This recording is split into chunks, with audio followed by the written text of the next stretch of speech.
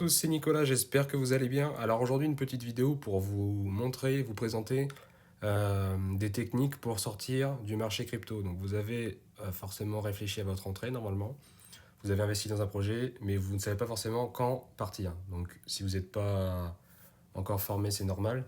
Mais vous devez vous préparer à sortir. C'est tout bête. Vous ne devez pas investir dans un projet et vous dire, bon, on verra bien ce que ça donne. Non, vous devez analyser le marché et vous dire quel risque je suis prêt à perdre, à prendre, et quelle sera ma philosophie et ma technique de sortie. Donc on a différentes personnalités d'investisseurs et qui auront des risques plus ou moins différents. Donc, règle numéro un d'un investisseur, prendre vos profits. Règle numéro 2, se référer à la règle numéro un.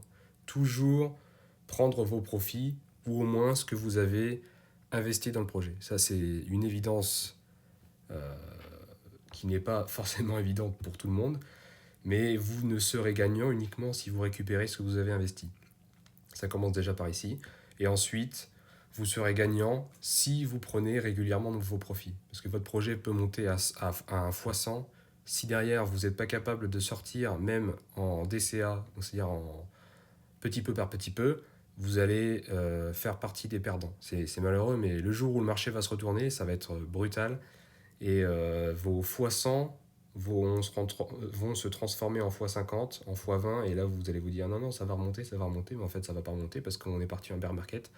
Et en fait, tout l'investissement que vous aviez fait, qui avait vraiment bien progressé et performé, bah, vous allez le perdre en une fraction de seconde. Alors que si vous prenez des profits intermédiaires, vous allez vous dire en cas de retournement, bon bah écoute, j'ai pris au moins 50% de mon investissement, de mes plus-values, pardon. Donc j'ai pris mon investissement de départ plus 50% de mes plus-values, par exemple, je suis sauvé. Même si j'ai perdu 50%, que j'aurais pu m'en sortir, je n'ai pas tout perdu.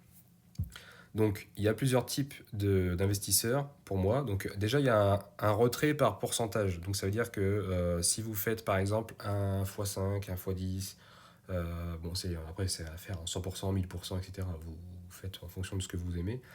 Mais voilà, la première partie, c'est de se dire, je vais mettre par exemple 100 euros dans un projet, je vais sortir une partie à x5, une partie à x10, une partie à x100, etc. En fonction de la maturité du projet, en fonction de quand vous investissez aussi. Et si vous investissez en fin de bull run, forcément, n'espérez pas faire un x10, x100.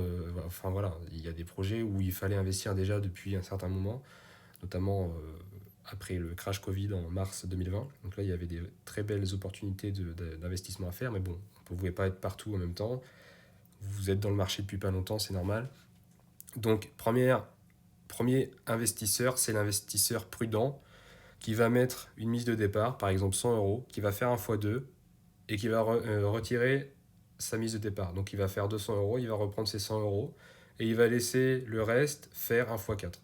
Voilà, par exemple. Je mets des chiffres au hasard, hein. C'est pour moi ce que j'appellerais investisseur prudent. Il y a d'autres personnes qui vont vous dire, moi, l'investisseur prudent, c'est je retire tout à un x2, par exemple. Voilà, on a différents degrés d'interprétation. L'investisseur intermédiaire, il va peut-être attendre un x5, il va retirer la moitié de son investissement, et il va attendre un x20 pour retirer la totalité.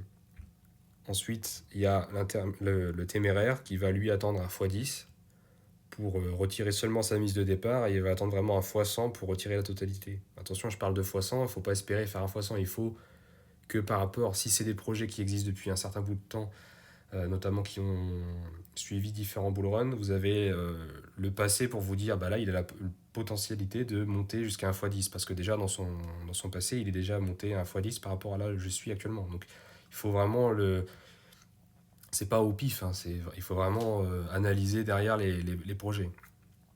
Donc ça, c'est le téméraire. Donc voilà, il y a différents types déjà d'investisseurs par rapport à ça. Moi, je connais des personnes qui ont un très faible capital à mettre dans les cryptos, qui ont peur en fait, qui tout à leur honneur, hein, et qui me disent, moi, je mets 100 euros. Voilà, au début, la personne avait 100 euros. Elle a mis 100 euros dans un projet, elle a fait un x2, elle a récupéré 100, elle a laissé les 100, elle a remis les 100 euros sur un autre projet qui a fait x2, hop, elle a repris ses 100 euros et en fait, elle a pu investir comme ça dans différents projets sans même avoir déboursé 100 euros supplémentaires de son capital. Donc en fait, la part de risque, elle diminue d'investissement en investissement. Donc ça, c'est une solution qu'il a mis en place pour investir dans différents projets sans avoir à mettre son capital. Mais l'inconvénient de ce projet, c'est que c'est beaucoup plus long. Donc déjà, il faut attendre que le projet fasse 1 x 2. Il y a certains projets qui vont mettre un certain temps à faire 1 x 2, c'est normal. Et il y a d'autres projets qui vont faire 1 x 10 en un temps record. Là, je parle à l'heure où je vous parle, je tourne la vidéo. Par exemple, le projet Chili's, là, il a fait une explosion. Il a fait 1 x 10 en quelques semaines. Donc, par exemple, ce genre de projet, oui, là, on a 1 x 10. Donc, le téméraire, lui, là, il aurait déjà retiré sa mise de départ 1 x 10 et il laisse pour 1 x 100. Si le projet va jusqu'à 1 x 100, forcément. Après, il y a forcément différentes étapes intermédiaires. Vous pouvez vous dire, par exemple, je fais 1 x 10 si je suis téméraire, mais 1 x 50, je retire 25%. Enfin, chacun a sa technique. Il y a même des personnes qui vont investir en pourcentage, qui vont investir un pourcentage tous les mois dans un projet, qui vont attendre 1, 2, 3, 4, 5 mois, qui vont faire la même chose en sortie et qui vont se dire, moi, je sors 5% toutes les semaines, par exemple. Donc 5% toutes les semaines, ils vont sortir de l'investissement du départ. Donc ça, c'est pareil, c'est une solution. Mais là où je veux attirer votre attention, c'est sur le fait d'avoir une technique de sortie, une stratégie de sortie. Ça, c'est très important. Du jour où vous mettez un pied dans la crypto, même 10 euros, il faut avoir une stratégie de sortie. Vous attendez quoi? En termes de temps ou en termes d'argent, de gain, de potentiel de gain. Voilà. Donc j'en viens à ma deuxième partie qui est un retrait en fonction du temps. Après, il y a des investisseurs qui vont se dire, moi j'investis par exemple 100 000 euros dans un projet et je vais récupérer ma mise dans 1 mois, 6 mois, 1 an, voire pour le Bitcoin par exemple des projets long terme comme ça qui vont se dire bah, je vais sortir dans 5 ans, dans 10 ans par exemple. Si vous croyez fortement au Bitcoin et que vous pensez que dans 10 ans, bah, ça sera vraiment devenu l'or numérique, on aura doublé l'or en termes de capitalisation boursière.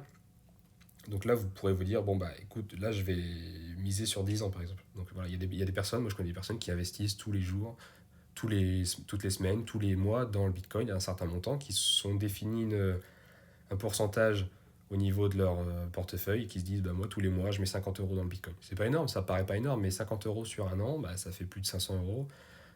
Sur 10 ans, ça fait 5000 euros. Donc bah, c'est comme ça. Il faut y aller doucement, mais sûrement, et vous allez lisser votre prix d'achat. Donc voilà, après, après il y a le prudent, ça, ce que je disais tout à l'heure, en termes de mise de départ, il va par exemple la récupérer au bout d'1 mois, il va récupérer 25% dans 6 mois, il va récupérer 100% dans 1 an. Après, ça dépend quand vous avez investi dans le projet, hein. Si vous investissez dans le bear market, vraiment là au plus bas, et que vous avez le temps, donc là vous pouvez viser sur 1 an. Mais si vous investissez aux 3 quarts du bull run, là, je vais pas vous dire de sortir vos gains dans 1 an, parce que dans 1 an, on sera sûrement en bear market. On sait pas, on connaît pas encore l'avenir, on sait pas comment sera le cycle de cette année, mais il faut être prudent sur le timing de l'investissement.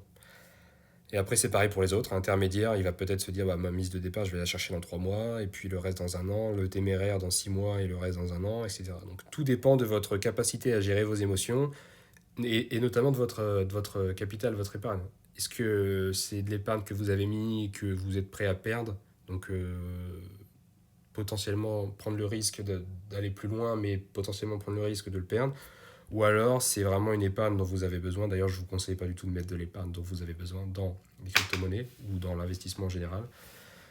Euh, mais voilà, ça dépend de votre part de risque et de votre profil. Si vous êtes stressé à la moindre chute, que vous êtes paniqué quand le Bitcoin fait un moins 30% en 2 jours, voilà, il va falloir peut-être se focaliser sur l'investisseur prudent à retirer vos gains sur 1 x 2 par exemple.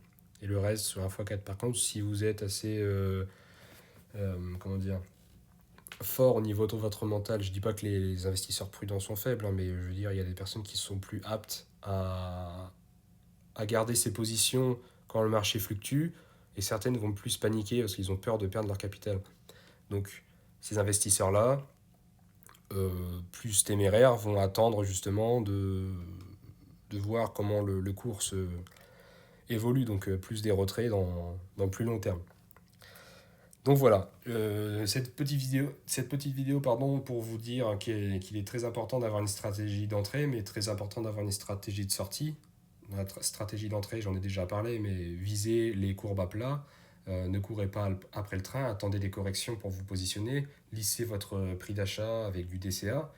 Euh, voilà. Ne mettez pas tout votre capital si vous voulez investir 1000 $ dans un projet, lissez-le peut-être en 250 x 4 en fonction du temps, toutes les semaines. Vous allez voir que des fois il y a des surprises intéressantes parce que vous allez investir 250 et vous allez voir que la semaine prochaine le projet a encore corrigé, donc vous allez réinvestir 250 sur un projet qui est encore moins cher que la semaine dernière, alors que si vous aviez investi 1000 $ d'un coup sur le projet, là vous serez rendu compte une semaine après que vous auriez déjà perdu peut-être 250 $ sur l'investissement de départ.